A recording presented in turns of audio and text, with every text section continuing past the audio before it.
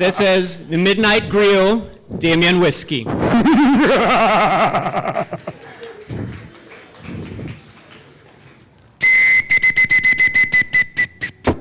Hark! Drop your keys and bow your knees and call me the Prince of Darkness, a criminal master. For when I stamp my feet and snap my teeth, I shall cause a great disaster. It is people like you, not my name, I claim the fame of whence I came, whether it is by wind, storm, or hurricane.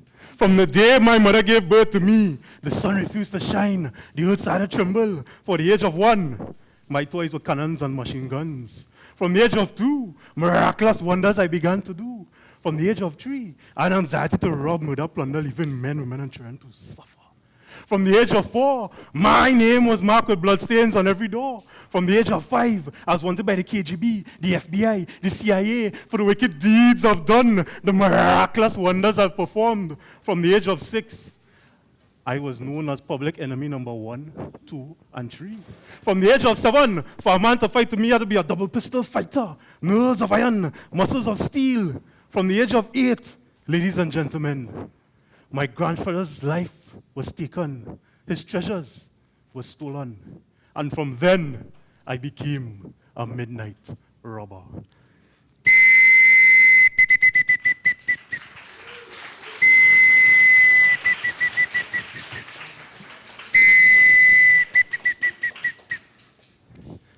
Anybody near have a cell phone? A laptop? No. Tablet? No? Let me tell you a story.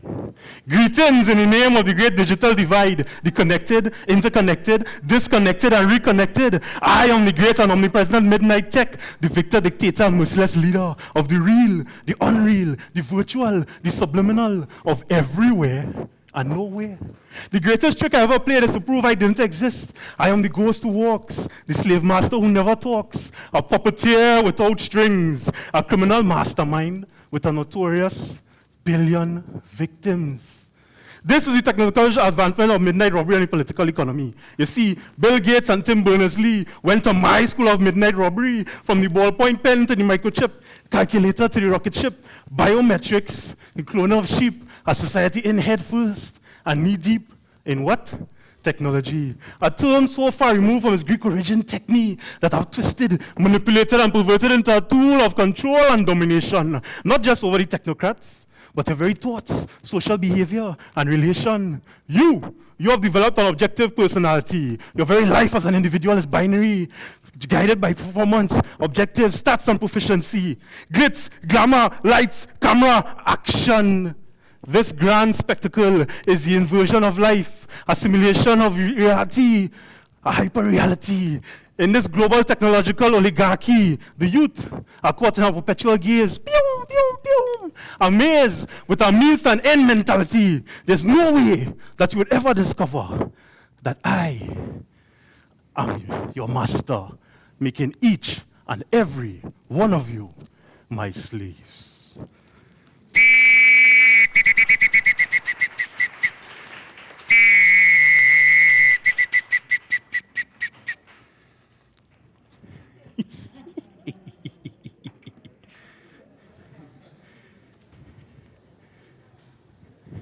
The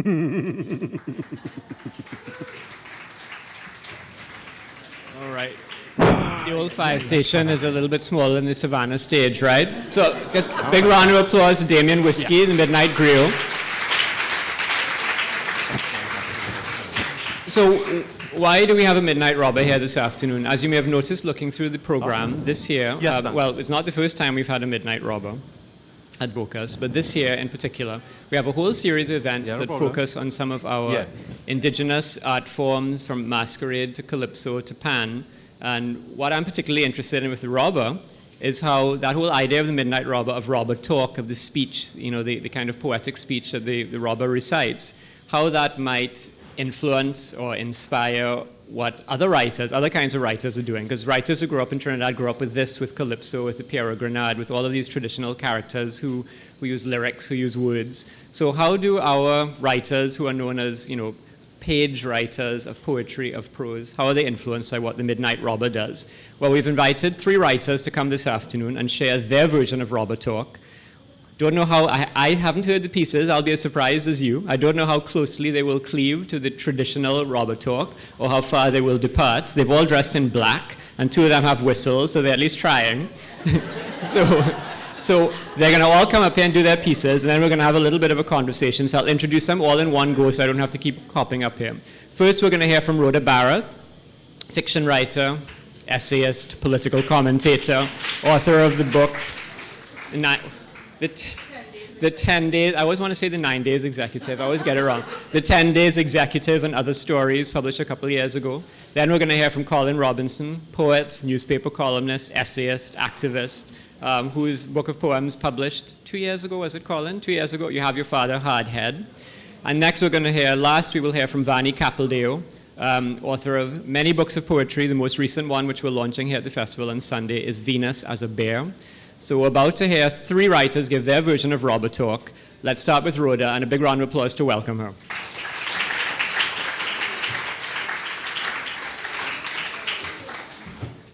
Hi, good afternoon, everyone. The first thing I should say is Nicholas sends me this email and says he wants to do Robber Talk, and the first person he thought of was me. So I wasn't sure if Nicholas felt that I was a bad John or I just only work late in the night. Either way, I mean, I guess I could take that. I am not a poet, and weirdly enough, of all of the forms that have been influenced by West Africa, this is the form that I am least familiar with and least comfortable with. So, here now, give I strength, yes? Anyhow, it's called #DunceTrending. Because I think a lot of people know me now for my social media presence more than anything else. I do not, because I am going to rob you without a whistle, right? I will come upon you and be so familiar to you that you will hand me the thing without me even having to ask you for the thing. That's how tech works. So let's go. I was not born, I was manifested, brought into being by a commitment to ignorance so deep-seated that I am a constipation of galaxies that dove past the depths of the Mariana Trench, plunged into the abyss of time, surfed past the Earth's molten core, dodged the imaginative sparks of creation, and tore a hole into the womb of the mind, which led to the toxic hemorrhaging that miscarried me into the world that was yet to be formed. An endometrial womb rife with tumors that oozed and leaked fluids and gases so sulfurous and acidic that anything prolific was neutered by it. My gestation period was as fleeting as the semblance of a thought, quicker than the leap across a synapse, but my life will span eons. My name is Dunce. You can call me anti-logic, and laugh and wiggle, and look around and giggle, and think to yourself, what is there to fear from Dunce? Dunce is to be scorned, parodied, lampooned, like a 5 days with Kumti on a vacation in Venezuela claiming to be marooned. Dunce is a joke, a madman baying at the moon. Dunce is a jester, a clown, a fool. Dunce is Watson Duke, a harmless buffoon. Or so he would have you think. Dunce is the perfume of laughter that covers the stink of my effect on your ability to coherently think. It is the same aroma that renders you helpless in the battle against sharing news that is fake and senseless. Yet share it you will in defiance of logic, because what name rational when the urge is to share it and send it and post it and like it and tweet it? 10,000 views later, a viral phenomena. Fuck facts, evidence, and statistics. Fuck facts, stats, and evidence. Those are useless criteria. In the card game of life, where only a feeling can matter, who holding up Trump and who is really the joker?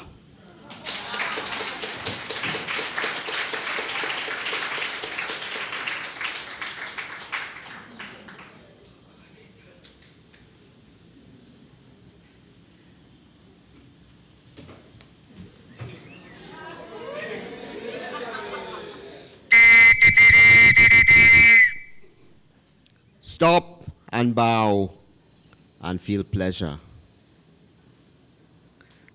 am the darkness of freedom, the bastard of Lot, the grandson of Onan, and the horn child of Ham. I am Caliban Lanyap. I have the whip to suck salt out your pillar of wounds. Before the dogs of the Spaniards and the shitholes of the Atlantic, before Victoria Corset, before independence get loose in Babylon and Gunlong in Fort Rupert, before Rampasad swish into courtroom, before pretender ever mock or worry, I was born. I have no conception. I am original. I rip up the book of Leviticus and wipe myself with a page of Deuteronomy. I am older than that. I am storm and tempest. I grind down the teeth and the gums of the Orinoco. Before sea flowed to the serpent's mouth, before the syphilitic, arthritic, loose man give this island a bad name. Empty your pockets of shame. Hand over your fundamental chains. You cannot resist my force. I overturn galleons. I rearrange syllables in hills. I uncage lexicon. I am elision and foreclosure. I jangle prepositionality. I am the locative case. I draw out your great house at midnight. I hang white men naked in a silk cotton tree. I am everything you imagine or hope for. I ransom you kneeling. Release your treasure. Call my nameless.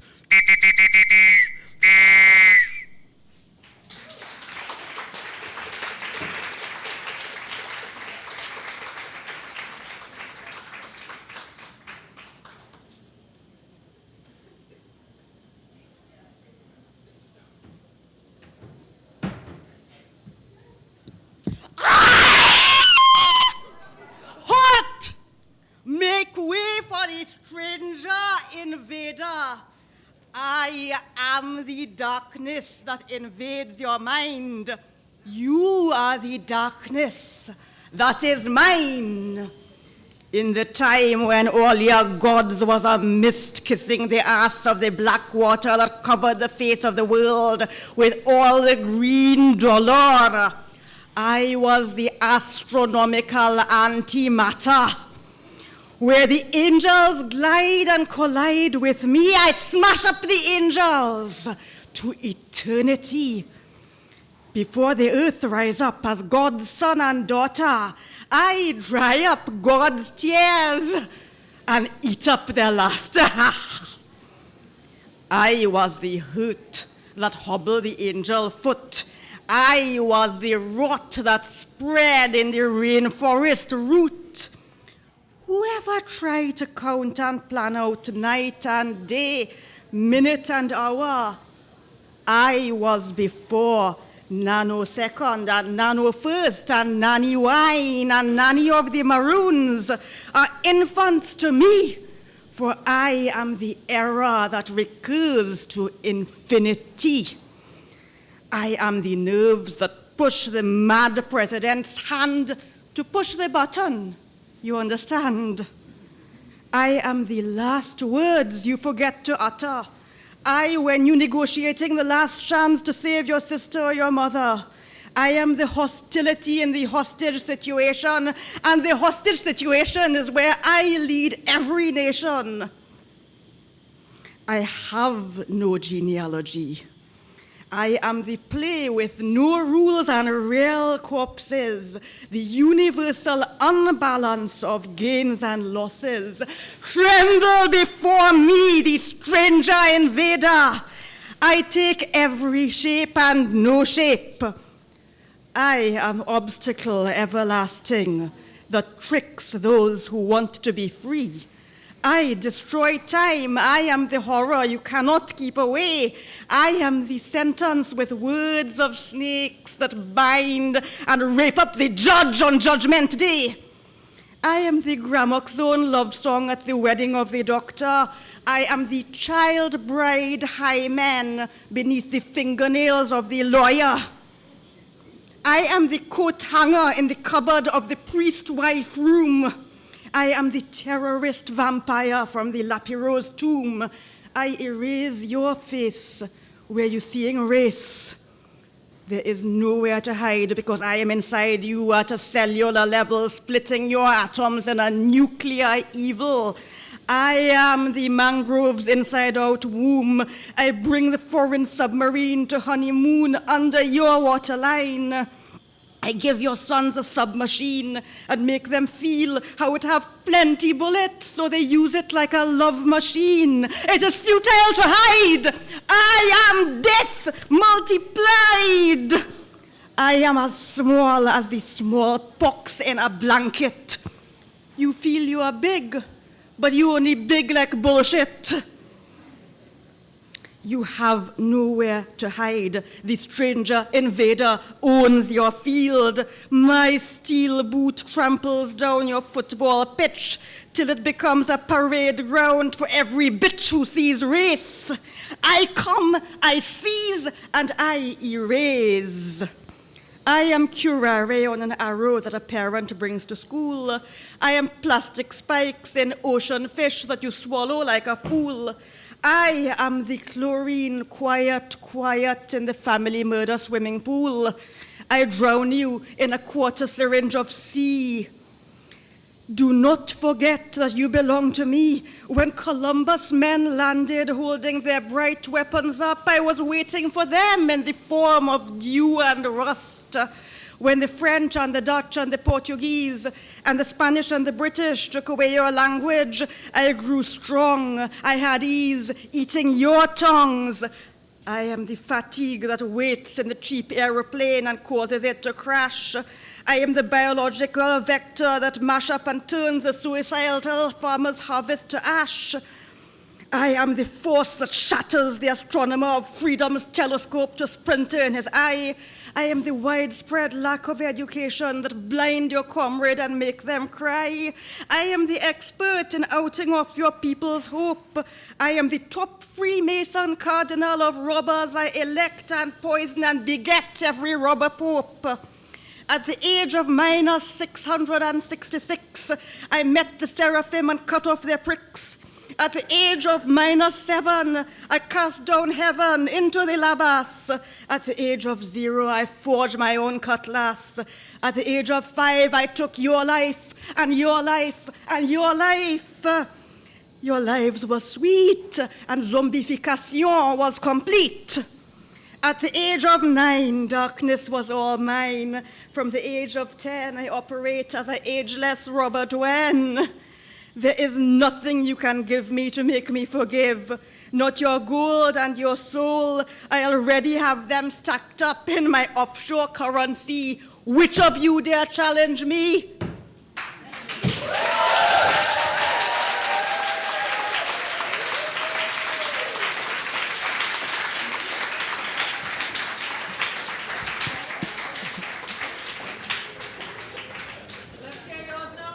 Well, on Sunday, end of the festival, grand finale of the festival, I'll come here and I'll do my robber talk. I'll write it by then. So I'm going to invite the three writers to come up here on stage. I'm going to see if Damian can fit through the door again. So let's have a little bit of a conversation about what this is. What is this thing? Let's see if we can get him in. But meanwhile, writers, please come and take a seat.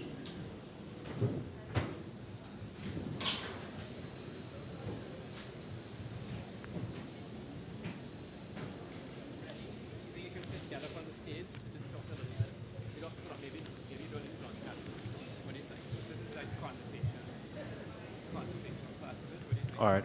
Well, I'll bring the hat and just leave it on the stage.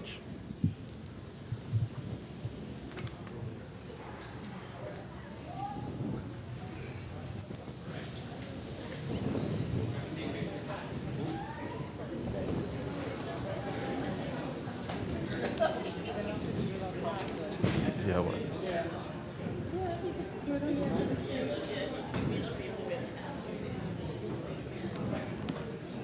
So I don't think Damian will come up on a chair on the stage. I'm not sure that will happen. Maybe he'll sit on the edge of the stage. How does that sound? And I'll sit here. Check, check. One.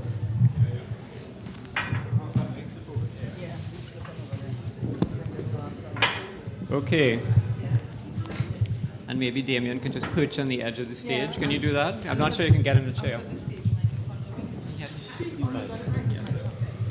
All right, so first another round of applause for our four Midnight Robbers.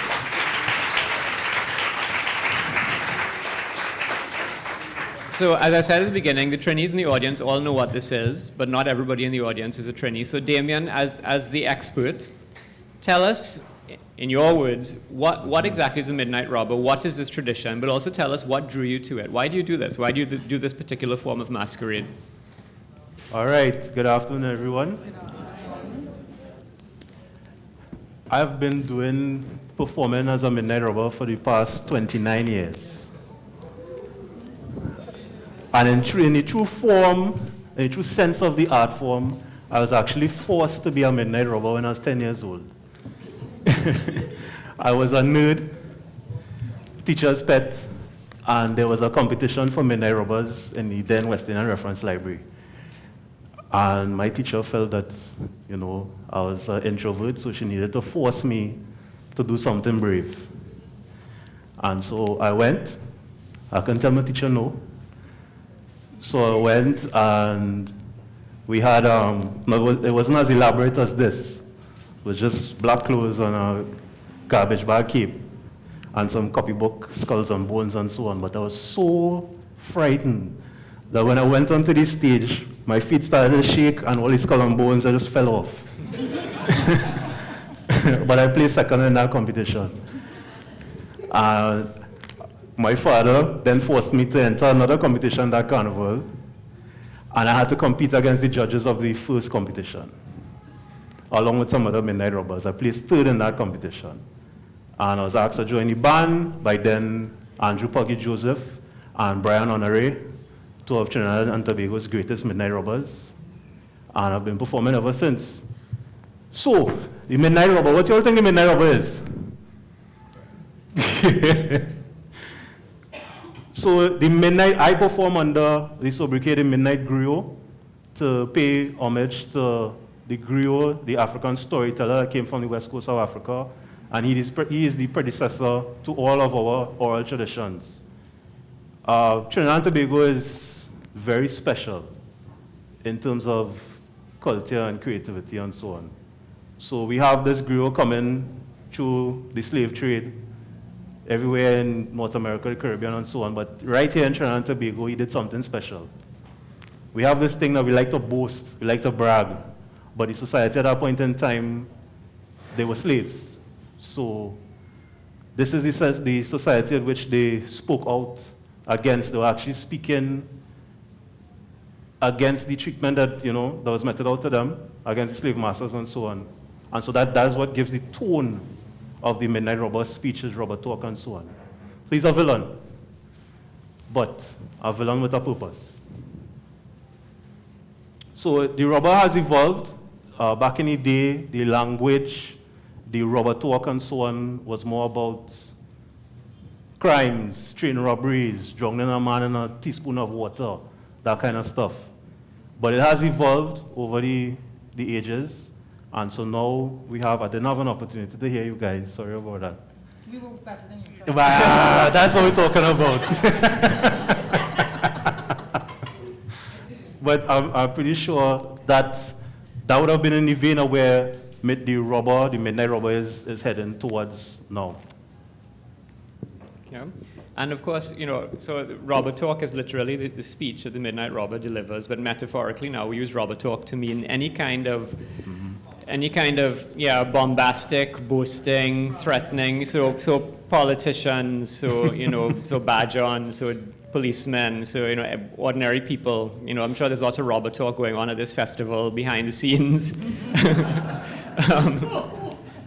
What, you've heard something I didn't? You're going to tell us on Sunday?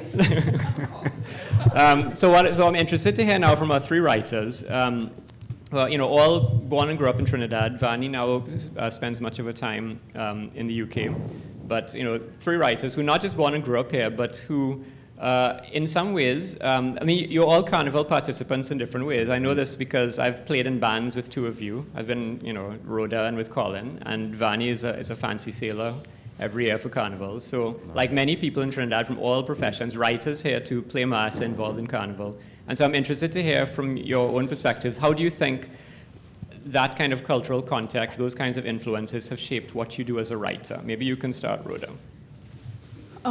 Okay, I think, the bombastic, grand judge, badjonism aspects of it definitely feature in the prose that I write, the creative prose that I write, and even the statuses that I put up on Facebook from time to time.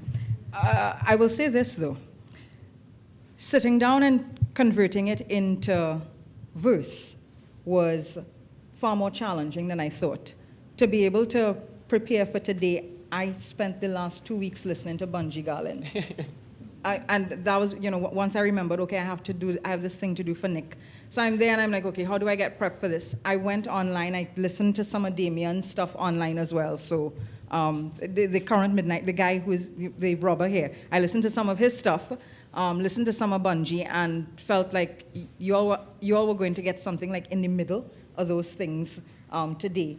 Because I guess for me, I felt like the cadence was slower than I am accustomed to even speaking on a daily basis. Because I speak very, very quickly. And so getting myself into the mindset of something that was that much more deliberate and had that slower pace and had that somber tone, I had to focus a lot just to get that somber tone, because I think generally the tone that I tend to go for is something that has a little bit more levity to it. And so having to prepare for today forced me to take a look at the art form, forced me to take a look at what would be the origins of the art form, and to think a little bit more about the level of thought that has to go into being bombastic. And Colin, Colin did not make that hat specially for today. I'll have you know, he had it at home. Right? And I'm sure there are plenty of Trinities in the audience who have pieces of costumes at home, and I could actually turn up in full regalia as a midnight robber without having to go out to buy anything. We all have bits and pieces at home. So Colin, you've obviously worn that hat somewhere before, but I also know that I think in your writing, but also in your, not just your poetry, but in your newspaper columns, in that kind of writing, you're also very much influenced by Calypso. So how do you think, same question as for Rhoda, how did growing up in this context, surrounded by these things, seeing things like Midnight Robbers on the road for Carnival and hearing Calypsonians perform at Dimash Grand in the tents, how do you think that's shaped you as a writer, but also as a thinker? Because I see the influence of it on the way sometimes you formulate ideas in your newspaper columns. Say more about that. You don't think? I think there's a kind of a Calypsonian's playfulness sometimes in the way you get into topics when you in your newspaper columns. And so I'm not talking about the poems now. In your columns, where you write about current affairs in Trinidad, about your own activism around LGBT issues, but also just around the idea of citizenship and what that means. There's a sort of a dance that I see you doing in the sentences, the way you approach topics. Like you almost never come at anything straight on. It's always in that kind of Calypsonian sort of weaving of then the chorus tells you what's really going on. Yeah. Am I reading that right? Yeah, but that's a lot different than the Midnight Robber form. I was really challenged by this when Nicholas asked me to do it. I didn't want to say no. Same. You felt the pressure too? Yes. Okay. And I didn't know how to enter the task. As a poet, I've not been focused on form. I mean, the forms kind of infuse themselves into the work, but the deliberateness of form isn't part of my writing. So it was a huge challenge for me. But I think that the rhythms and the cadences and the structure of the language is a part of what we live with, and they're the tools that we work with. And it's more the subtlety of how that weaves itself into what we do in verse as poets, that there are all these influences around us. I started writing as an Afro-Saxon, which is sort of the household that I grew up in. So my kind of engagements with Creole forms in Trinidad has been more of a deliberate exploration. I did not write my first Trinidad Creole poem until, 2014. I was writing in standard English all the time. So it was a very challenging experience for me, and I would be very interested in hearing the audience feedback on the range of presentations that you heard. Vahni, I know you've been obsessed with the figure of the Midnight Robber for a long time, and I think, tell me if I'm wrong, you actually had a robber perform at a book launch of yours once. Didn't that happen in London? Yeah, that's correct. My very beautiful and intelligent mother, Leela Bisundat, who is at the back of the room there, grew up in Sangre Grande, and she remembers seeing midnight robbers which would go in the streets and also in her father's shop. So when my mother ran out of stories to tell me, which was often because I used to refuse to eat unless I had a story, she used to do things like enact the Midnight Robber. So playing a Midnight Robber was something I grew up with. And when I had the launch of my second book on Draining Sea, which was in London at the Trinidad High Commission, I knew I did not want it to be the kind of launch which is like a no alcohol wake, or rather high alcohol wake. What should I say? Like a baby sham wake, where people mutter into the microphone and they could as well be reading the IKEA catalogue, if you know what that is. Or should I say, like, counting the gold one stamps. I didn't want that, so I looked for some carnival figures, and there was a midnight robber, a woman who could be a midnight robber, and somebody who could be a Perro Grenade. And I arranged with the High Commission that the robber would come up in the lift and enter the room through a concealed door and disrupt the crowd, which I think worked very well. Then I left the Midnight Robber aside for a while, except for enjoying the performances at Bocas, for example, from John Stallmeyer, who's an eco-robber, and obviously as well from Fedon Honoré. And then when I was working quite a bit with Martin Carter in Cambridge, I decided to do a dramatization of Martin Carter, which would stage his poems in a variety of contexts and through a variety of styles, reflecting the heritage of our cast, which was very diverse. So, for example, there was somebody who'd grown up in Hong Kong, but white British in Hong Kong, who became like a colonial schoolmaster, teaching Carter badly to two people who overturned the classroom. And one of those people was a Welsh-speaking girl from North Wales who took up the tradition of Hoyle, I think it is, which is a sort of mad preaching style of delivery. And I was slinking around in what people thought was just dark clothes, but then I started to deliver lines of Martin Carter as if they were Robert talk. For today, I prepared in three ways. I listened to The Mighty Shadow, who has been my obsession since the age of 2. I spoke to Fedon Honoré and John Stallmeyer on Skype, who were very generous with their time, about a month ago. And I had no lunch, but I had a large glass of rum cream for tea.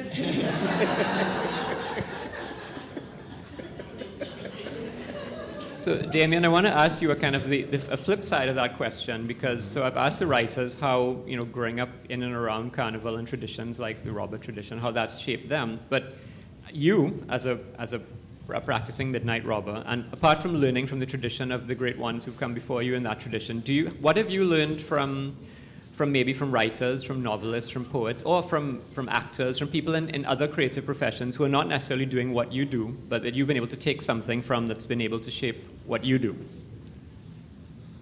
Wow. I think that's pretty easy as a Trinidadian. You pull from everywhere. So there's the formal training that I would have received younger, but just growing up and in school, where you go on the taxi stand right here in Woodford Square, there's no way the music, even the spoken word poetry right now, I still learn from holla. Yeah, so there's such a plethora of influence and a wide base that you can pull from. And if the robber talk doesn't have, there's a broad framework, but it's not specific, so it's limitless. What would you say are the key, sorry to take over from you here, what would you say are the key, mocking pretender. I can't help myself. What would you say are the key tenets to the thing though? Because when in me preparing mine, I was trying to figure out, okay, what's the structure for this thing? What are the key traits or features. So, like, if I had to teach it to somebody, what would I tell them? Yeah. What must absolutely be in it for it to be a proper robber tour? Delivery. Delivery is 80%, because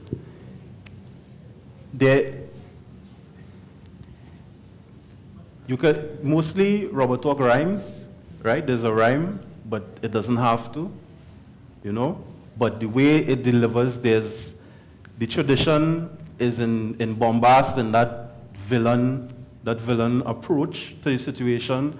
The delivery, there must be an attack. The audience must feel threatened, you know. And the material, you always write from the perspective, well, for me, I always write from the perspective of a villain. Always write from, so even if you want to tackle any social issue, you think, well, for me, you think about how to invoke thought, but from the negative side. But the way that is delivered, you kind of have some introspection. Vahni, Colin, anything you would like to ask our real live Midnight Robber sitting in front of us? I think I want to push you a little further. I mean, in terms of what the specific poetic conventions, I mean, there's the origin story. Walk us through some of the actual specific techniques in the narrative and how you tell the story. All right, so there are periods of influence. So coming out of slavery, in that particular era, it's along with all the devils and demons. So you have to understand the entire carnival story, along with the devils and demons and so on. You're trying to use your ancestors in a sort of way to frame a story to regain power in a situation, right? But then, I mean, even Trinidadians would tell you, which is wrong, they'll tell you that the Midnight Robber is influenced by the Westerns and so on. And it's, you know, it's a type of cowboy and that kind of thing. But what really happened is in that spaghetti Western era, the lyrics within the Westerns, it influenced a lot of these speeches that the robbers would have been writing at that time. So you can actually pinpoint the influence as you go through all robber speeches throughout the eras. Brian Honoré, he started off as a Calypsonian who became a Midnight Robber. And I think from the time he picked up the art form, he forgot about being a Calypsonian. And he brought that spirit of his social commentary to the art form. We have a Moko Jambi school, but how is the tradition being? Sorry? Isn't it my turn? Oh. Sorry, I'll come back to the Moko Jambis later because the Moko Jambis are a little bit too sexy. And it's true though. Midnight Robbers are not sexy? No, that's why I'm saying they're a little bit too sexy to come on the same stage. Something terrible might happen. But what I wanted to ask is what is the place in which the Midnight Robber can operate now? Obviously, this is a closed environment in a literary festival, which is the dissemination then of ideas that will go out into wider communities across the world as there's an international audience. But in the streets, when you're playing mass, you don't necessarily see those pools of quiet. No. So where do you operate? How do you take your message and your rhythm? It has been a struggle. We struggle for space within our own carnival environment. When I grew up in the mass, there's something called a guile. It just naturally happens. So you go throughout East Port of Spain, wherever robbers meet, which doesn't happen anymore, but there used to be bands of robbers. And when we meet, the audience would just naturally form into a circle and you give. So we spoke here today separately, but robbers actually battle, lyric for lyric, in the speech. And they would throw money in the circle, and whoever the audience decides was the better Midnight Robber at that point in time, you take the whole, you know. And even the art form in itself, once you stop people and you share that verse with them, part of the tradition is that they actually pay you so that you wouldn't, you know, actually do what you said. Yeah, but there was that thirst when you roam through the streets of Port of Spain in carnivals of yesteryear, at first for people to hear you, to hear lyrics. But now we are drowned out by the music, by everything else, even the airtime. What did you want to ask Colin about the... It was a very similar question too. No, I was just asking about how we're keeping the tradition alive, what's actually being done to nurture it. All right, so there are two things. Formally, the National Carnival Commission has a series of workshops that they run during carnival time at schools, but it's really based on the individual coming to the commission, speaking to our principals. So it's a whole coordinated effort, but on behalf of the individual themselves, to have a workshop that runs for about 6 weeks in the schools. So it's not too large and too wide. And then we try ourselves to organize workshops as well. Sometimes we do like a one-day visit to schools. This carnival made quite a few trips around the country, going to schools and introducing the characters to children and so on. Now, so we started a bit late. I don't want us to run too late. And I know maybe some people in the audience want to ask questions. I do just want to say one thing, which I should really have said at the beginning. Now that we're talking about support for the art form, I just want to acknowledge that this event and other events focused on our indigenous art forms at this year's festival are supported by our Ministry of Community Development, Culture and the Arts. So we're very grateful that they see the value of not just supporting Carnival through the NCC and through the actual festival, but through things like this that give us a chance to talk about these art forms and what their influences are. Are there any questions in the audience? Anyone in the audience? We've got one right in front. Okay, a mic is going to be on its way to you momentarily. Here it comes. We'll start. Okay, so I'm keeping my eye on the watch. We're going to do lots of hands and not enough time. We'll see how many we can. No, this gentleman. Sorry, this gentleman here first, and then if you know. Right. This is for Mr. Whiskey. How do you go about putting together the costume, like the physical appearance of the Midnight Robber? What goes into that? And how often do you go about changing that persona? All right. So it actually changes, just like our Calypso, it changes by the year. So your costume really is supposed to go along with the entire theme of whatever that presentation is for that year. Of course, you could change it a few times during the year, but usually yearly. A Midnight Robber must have a hat, a broad brim hat. Doesn't have any particular style per se, but it must be a broad brim hat. And he must have a cape. The cape, if I could show you.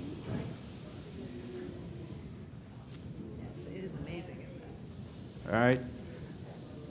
Now this is a simple cape, but the cape really is supposed to depict some part of your theme of your presentation.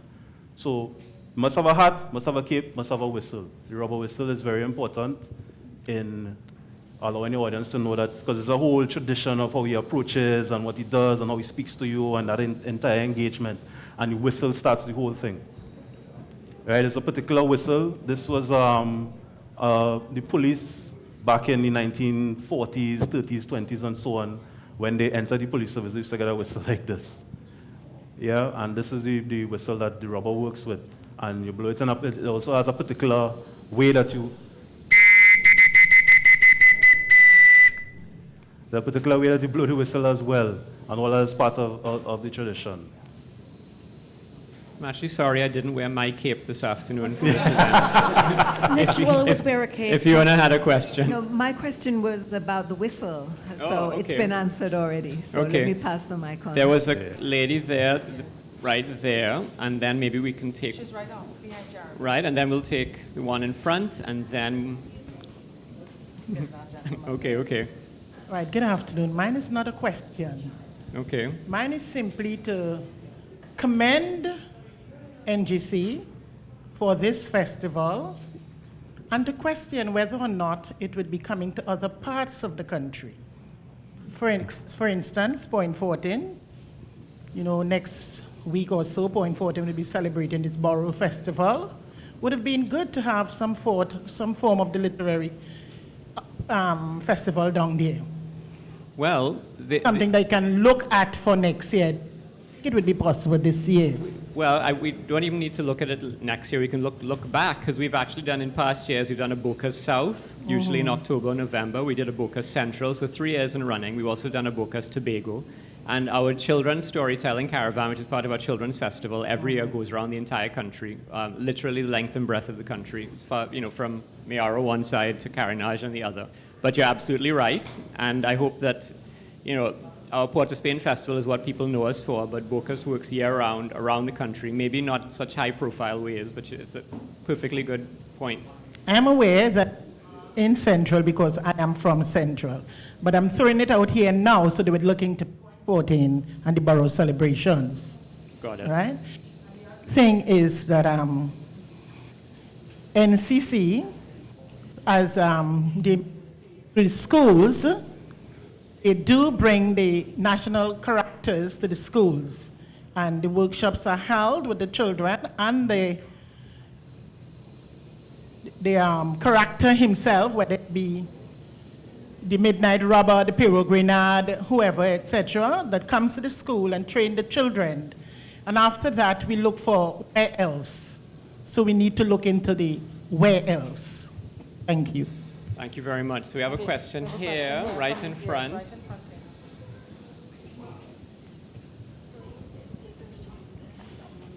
How it feels to be a midnight robber?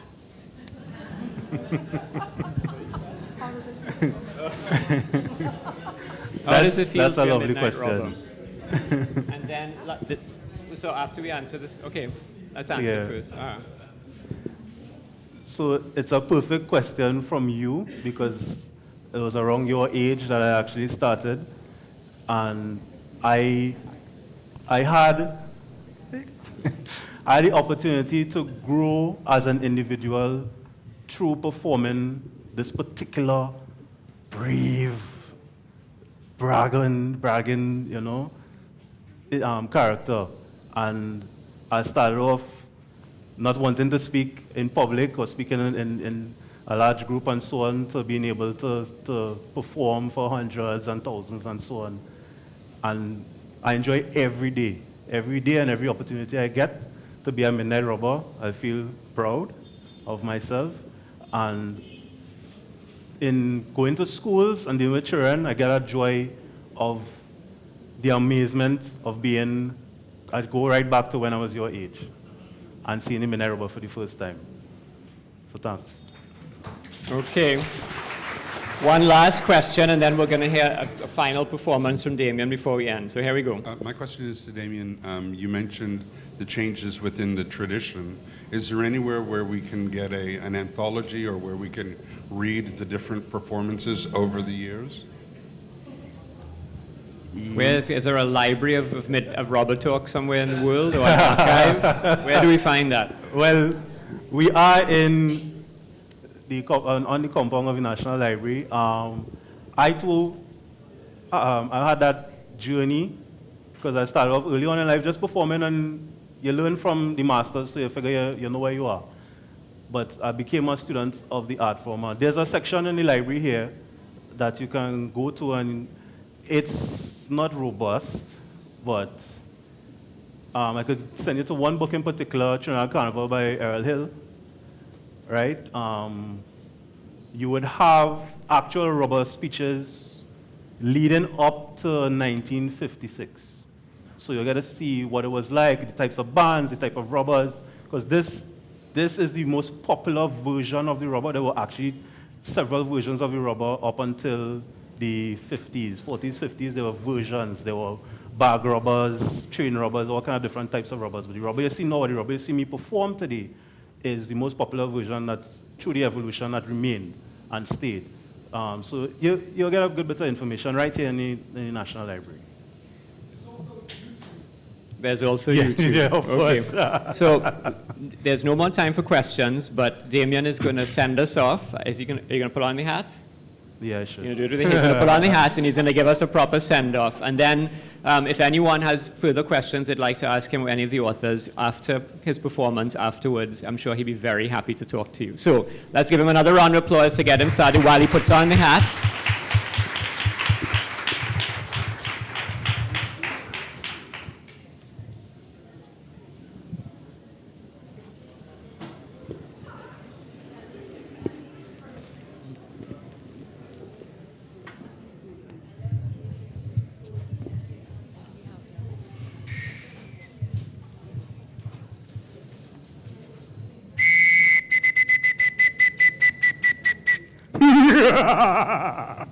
Now let me take you back to another century, in the days of Sir Walter Raleigh, in search of El Dorado, that golden city.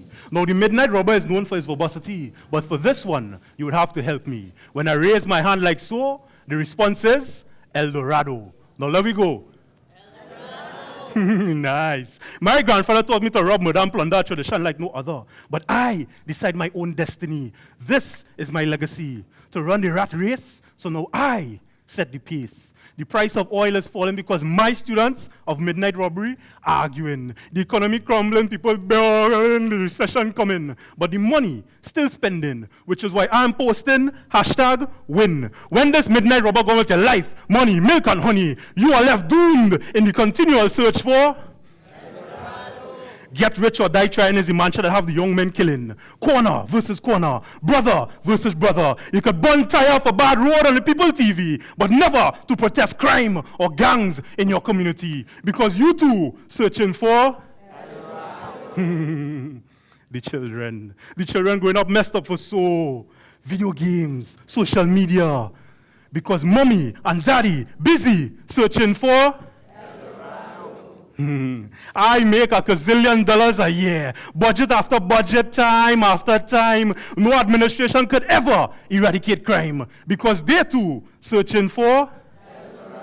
You see, I control the lyric, so the semantic is my tactic. Change the word gold to goal. Now the whole country in a frenzy, a drone mentality, no sense of originality, adopting the capitalist system of the Yankee. You're spending money on things you don't need because you're searching for.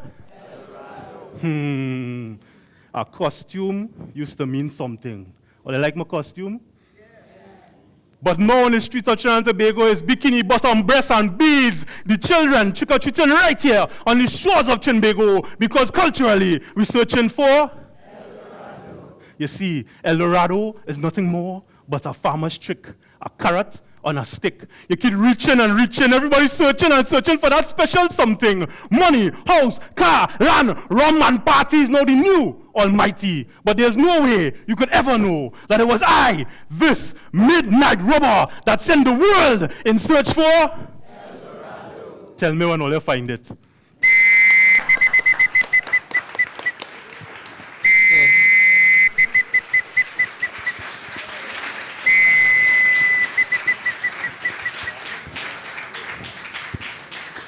That's the Midnight Griot, Damian Whiskey. Thank you. Round of applause to him. And our 3 apprentice robbers, Rhoda, Bharath, Colin Robinson, Vahni Capildeo. You can ask them outside what their sobriquets will be when they start to do this. So just want to let you know that the next event in the fire station, which is going to start in about 20 minutes, a very exciting book launch. Savi Naipaul Akal's book, The Naipauls of Nepal Street. One of the most exciting books we're launching at the festival this year because it gives us an inside look at one of Trinidad and Tobago's and the world's most famous literary families, a point of view we've never heard before. So that's on at 5 o'clock. So you've got until 5 o'clock to come and chat up the robber, the main robber and the 3 apprentice robbers. And then we're back in here at 5 for the book launch. Thank you very much, everybody.